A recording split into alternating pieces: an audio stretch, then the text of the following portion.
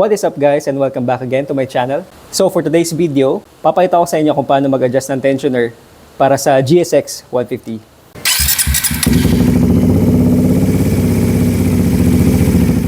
Shoutout po pala para kay Sir Date Bayo. Maraming salamat sir for your comment.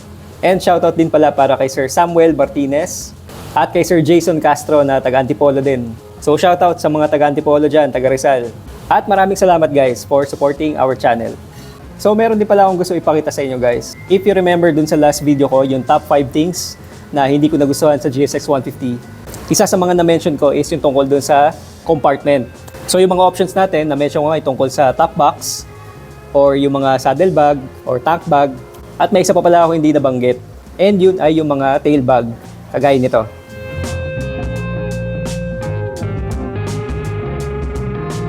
So itong gamit kong tail bag guys, this is a Cosima na soft top na tail bag. So magandang option to kung halimbawa hindi ka naman nag-aangkas. Yan, tapos para may sandalan pa siya dito, may padding na ganyan. So ayos din. Pero nagustuhan ko naman dito guys, pwede mo siyang palakihin yung storage niya. So bubuksan mo lang yung zipper na yon para umangat siya. Yan. Ayan, di ba? So mas mataas na siya. At mas marami na kayo malalagay. Ayos din. Okay, tignan naman natin yung loob guys. And yan. So dito, gloves ko. Tapos ito yung mga tools na gagamitin natin mamaya. At maluwag pa yan guys. Marami pang kasya dyan actually. Dito sa taas may parang rubber na strap. Pwede rin kayo mag-ipit ng mga tools dito or papeles siguro. So okay na okay din siya, no? Magandang option din guys. Tapos yun nga, kagaya nung pinakita ko sa inyo kanina, kapag binuksan nyo yung zipper, mas malaki pa yan sa loob. Mas lalalim pa yung storage niya. Yan, so para nga naman hindi tayo lagi may dalang backpack, no? At para less stress din sa atin, less na bigat sa likod. Tail bag guys, masasuggest ko yan. So i-demo ko na rin pala sa inyo kung ano yung tunog ng lumalagitik na timing chain.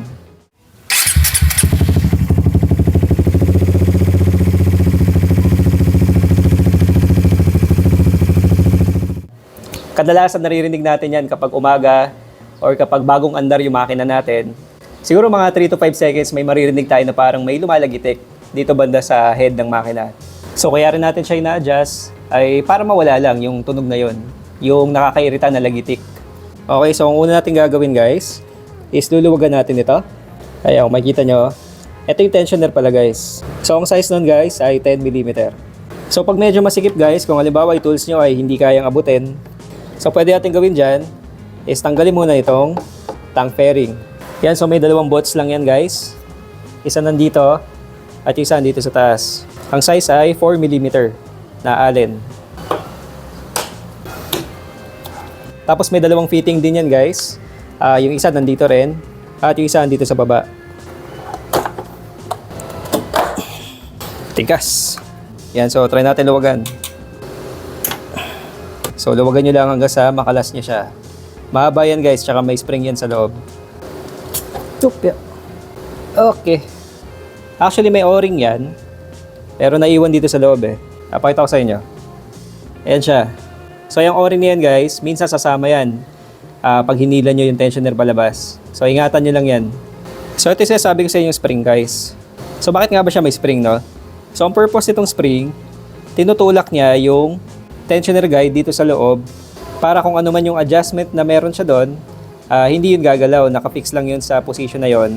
At eventually katagalan guys, kapag lumuwag pa yung timing chain natin, itutulak pa ng spring lalo yung tensioner na yun. So kusa siya mag-a-adjust actually katagalan. Kumbaga ay self-adjusting siya dapat. Pero yun nga, paminsan-minsan may mga times na hindi pa siya nakakapag-adjust at naririnig na natin na lumalagitik na. So pwede naman natin siyang i-adjust manually. At yun na nga yung gagawin natin ngayon. So next guys na gagawin natin is itutulak natin yung tensioner sa loob. So ang gagamitin ko is itong 4mm na Allen. Pero pwede naman kayong gumamit ng ibang tools. Basta yung papasok lang dito sa butas, no? At kaya niyang abutin yung tensioner guide sa loob. So ano nga ba yung dapat natin itulak sa loob ng tensioner? Ano nga ba yung guide na yon? So sa loob nun guys, try ko na lang mag-search ng picture na kung ano itsura nun. Pero meron yung parang mga ipin na parang pwede natin i-compare sa cable tie. Yan, so ang cable tie guys, kapag hinigpitan mo to, mayroon kayong maririnig na parang mga click-click since pumapasok siya dun sa mga ipin sa loob, di ba? Ayan, tingnan natin kung marinig nyo. So guess nyo naman, di ba, kung paano gumagana tong cable tie. So parang ganun din sa loob, guys. May mga ipin yon na parang halintulad dito sa cable tie. At yun actually yung i-adjust natin. Itutulak pa natin siya papasok para maitulak niya yung timing chain at mahigpitan pa. Yan, so kapag i-adjust na natin siya, guys, papakiramdaman lang natin yon, yung click na sinasabi ko na kagaya dito sa cable tie. So bago natin i-adjust, guys, kailangan umaandar muna yung makina. Kailangan naka-idle siya.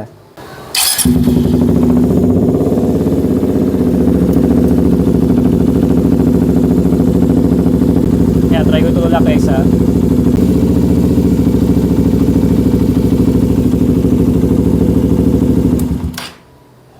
Okay. Okay, itong sa akin, guys, since kaka-adjust ko lang talaga nito ng mga nakaraang buwan, so hindi pa siya ganun kaluwag. At kung maririnig nyo rin, guys, dun sa video, yung pinakita ko yung tunog nito ng cold start, ay halos wala naman talaga siyang nagitik, no, sa umaga or sa bagong andar. Maaaring hindi ko rin mapakita sa inyo yung difference, no, pero yung proseso kung paano siya ginagawa ay ganun lang. So papasok nyo sa butas habang umaandar, and then mararamdaman nyo, guys, na pumupulso yung timing chain. Mararamdaman nyo rin dito sa tools nyo. Tapos itulak nyo na siya na madiin. Maitulak nyo na ng mga isa o dalawang click, okay na yon. Yan, so balik na natin tong spring. At yung o-ring, guys, kung halimbawa sumama sa inyo yung o-ring dito, huwag nyo kalimutan yun na iayos yung pwesto. Make sure na nakalapat siya na maayos. Pakita ko pala muna sa inyo, guys. Ito yung o-ring. Yan, sinama ko muna siya palabas. Make sure lang na hindi siya may ipit kapag hinigpitan nyo na yung thread. Yan, so napakagat na natin, guys. Pwede natin siyang higpitan. Yan. So, sound check ulit tayo, guys. Pakinggan natin kung ano yung difference.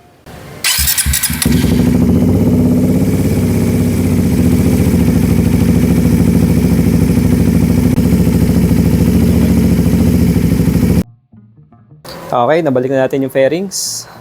So, yun, oh. Parang napupuguyin ako dito sa tailbag, guys. Tagal ko kasi hindi ginamit yan, eh. Ngayon lang ulit para mapakita ko rin sa inyo. Bagay, no? Bagay sa forma, no? Ng GSX 150. Oo nga pala, guys, nalimutan ko i-mention. Meron din pala tong cover. Para kapag tagulan, pwede siyang takpan. At para hindi mabasa. So, pakita ko sa inyo. Yan, may packet pa dito sa ilalim, guys, oh. Dito ko nilalagay. Yan. Yan, ito siya. Kasi ito yung parang, kumbaga, kapote niya. Shoot nyo lang ganyan. Yan. Tapos, higpitan nyo lang to. Yung tali. At yan ang itsura niya. So, kung mabuti kayo natagulan sa kalsada, walang problema. Safe ang gamit nyo. Ayos. Gamitin ko na nga mas madalas to. Tailbag. Useful na forma pa. Pakita ko rin pala sa inyo, guys, yung helmet na gamit ko ngayon. So ito gamit ko KYT na Leopard or Dadia Porta. Yan. Isa ito sa mga paborito kong helmet. Sarap suotin. Hanggang. Tsaka yung strap niya, nagustuhan ko yung double D. Ayan, o, yung inuhook dito. Mas safe to, guys, kaysa dun sa mga kiniklip lang. May isa pa akong bago yung nabili ko dun sa Makina Moto Show. Pakita ko rin sa inyo pag ginamit ko na yon. Hindi ko pa rin ginagamit, nasa box pa rin. Next time. Pero to, I'm sure marami tayong nakaganito, no? Dami ko nakasalubong na parehas kaming helmet sa kalsada. Kasi ang ganda suotin, tsaka ang ganda ng kulay, ganda ng forma. So shoutout sa inyo sa mga naka-light blue na KYT. So yun, tapos na tayo and sana nakatulong sa inyo, guys, no? So yun lang, guys. I hope you like and subscribe. Thank you so much for supporting my channel. God bless. Bye-bye.